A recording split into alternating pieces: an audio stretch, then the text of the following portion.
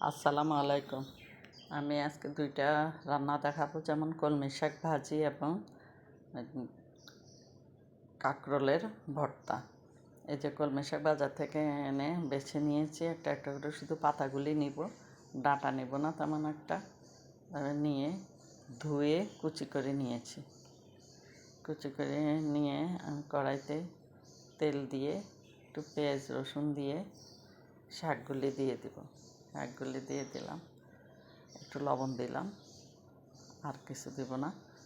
শাকগুলি নাড়তে নাড়তে ভাজা হয়ে যাবে।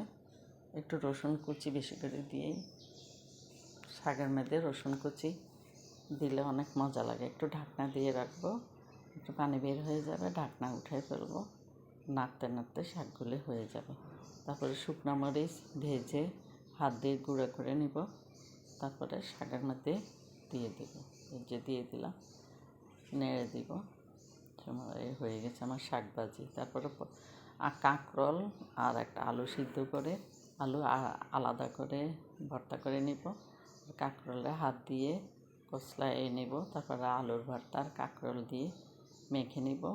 পেঁয়াজ কুচি দিব, পেঁয়াজ কুচি দিলাম, একটু আচারের তেল দিব, আবার একটু আচারও দিব, লবণ দিয়ে ভালো করে মেখে নিব।